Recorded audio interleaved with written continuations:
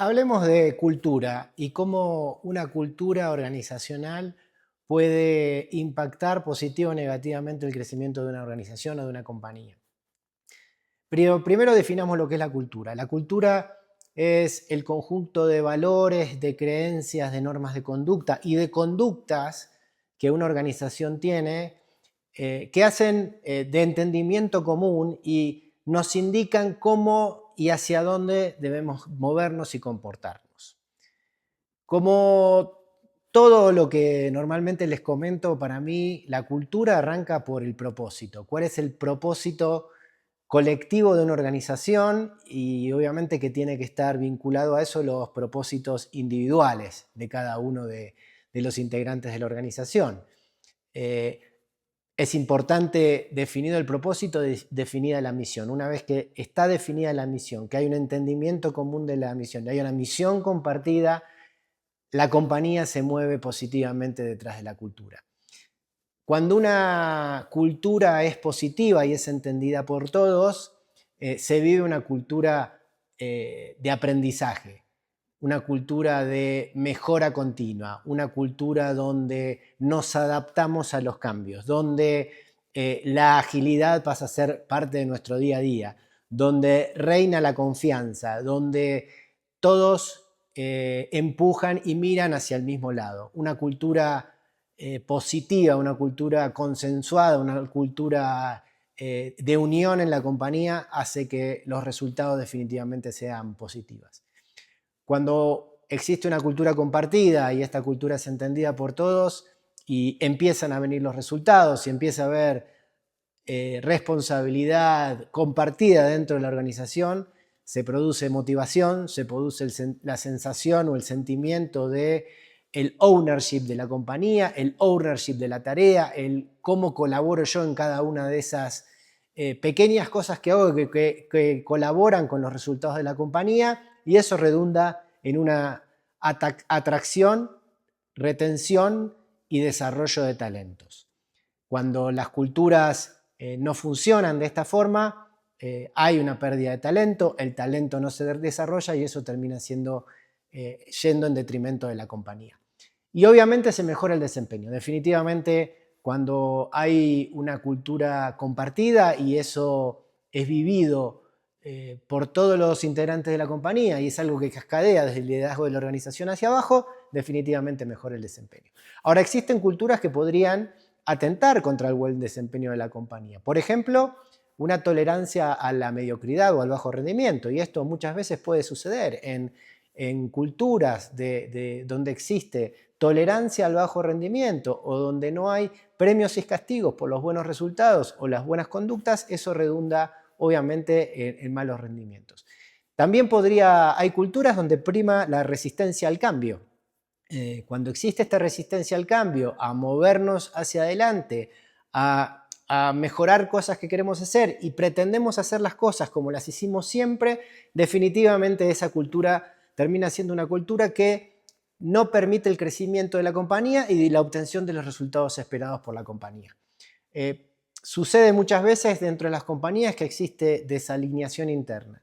Lo que piensa el departamento de finanzas no es igual que lo que piensa el departamento de ventas y es muy distinto de lo que piensa el departamento de recursos humanos o de marketing. Esas desalineaciones internas normalmente cascadean desde el líder de cada uno de esos procesos. Esas desalineaciones internas indican que hay un problema en la cultura de esa organización. Cuando existen esas desalineaciones y hay un problema en la cultura de la organización, definitivamente es una cultura negativa. Es una cultura que no va a aportar al crecimiento de la compañía ni de los individuos de esa compañía. Y otra cosa que puede atentar contra el crecimiento de la compañía es la falta de diversidad de pensamientos. Cuando todo el mundo piensa igual, cuando no se acepta que alguien piense distinto del otro y no se permite el debate de ideas para lograr una conclusión común o una decisión en común, porque todo está regido por alguna persona, muchas veces puede ser por el director general de la compañía o por algún particular líder de esa compañía, que es quien toma las decisiones y decide dónde se va la compañía. Probablemente esa compañía con falta de diversidad en las decisiones termine en un lugar de no crecimiento, de no logro de los objetivos. Es muy importante en las organizaciones y normalmente donde las organizaciones existe esa cultura y esa misión compartida y esa sensación de confianza, donde existe esta diversidad de pensamientos y eso se traduce en mejores debates, en mejores decisiones, no en discusiones interminables, pero en decisiones rápidas donde hay confianza, donde cada uno sabe que todos apuntamos para el mismo lado y eso redunda en resultados positivos para la compañía.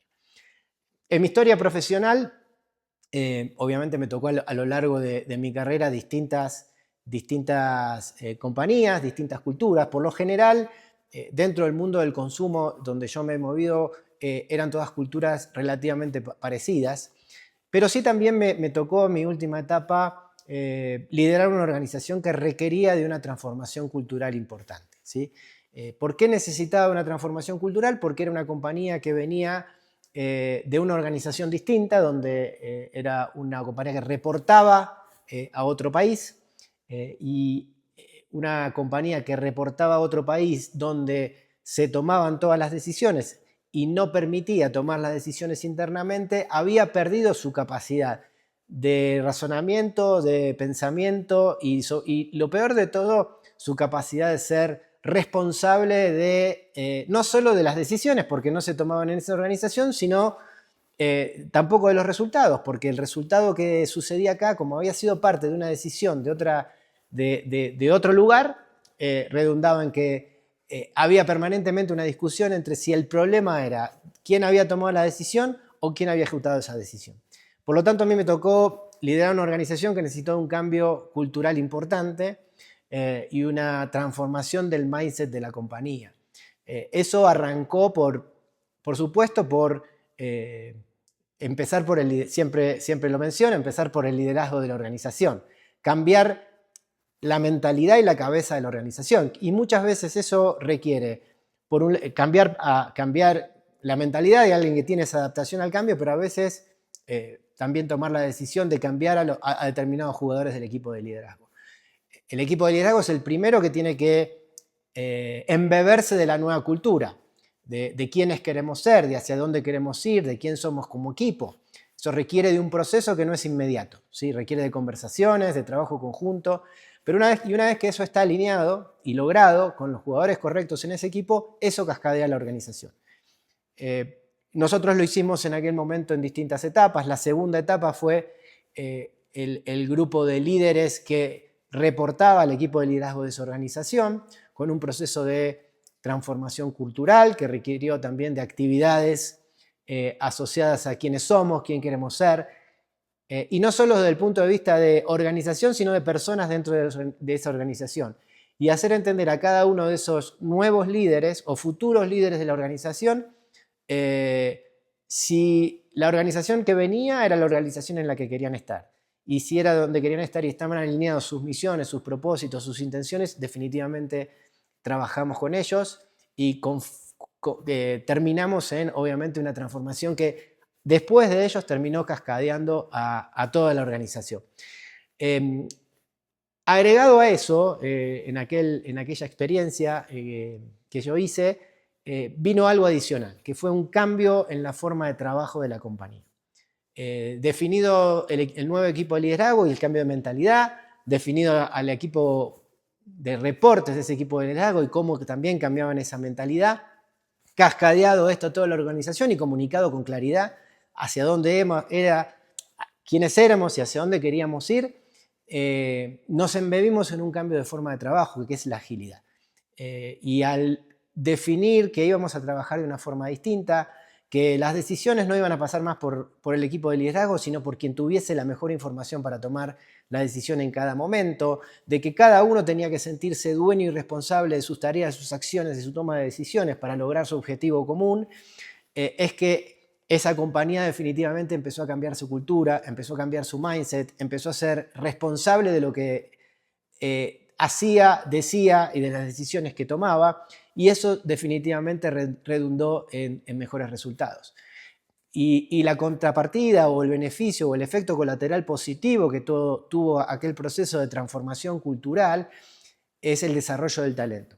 Y cuando hablo de desarrollo de talento me refiero a que esa segunda línea de líderes de la organización, no el liderazgo de aquel momento, sino la primera línea, poco a poco fue ocupando posiciones de liderazgo en esa organización, ¿no? Y el día de hoy mucha de aquella gente con la que habíamos trabajado, que habíamos sumado a este cambio de mentalidad y transformación cultural, termina hoy liderando la organización a la que me refiero. Así que nada, este es un proceso súper importante. La cultura, insisto, como decía al principio, puede afectar positivamente o puede afectar negativamente.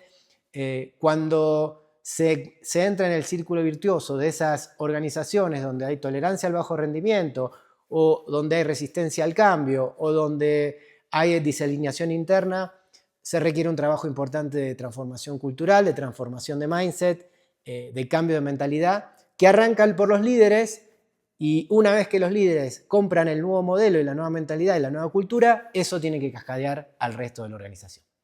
Espero que les haya servido una vez más, y cualquier conversación o cualquier otra inquietud que tengan, ahí tienen mis números de contacto y mi forma de ponernos en contacto para seguir nuestras charlas.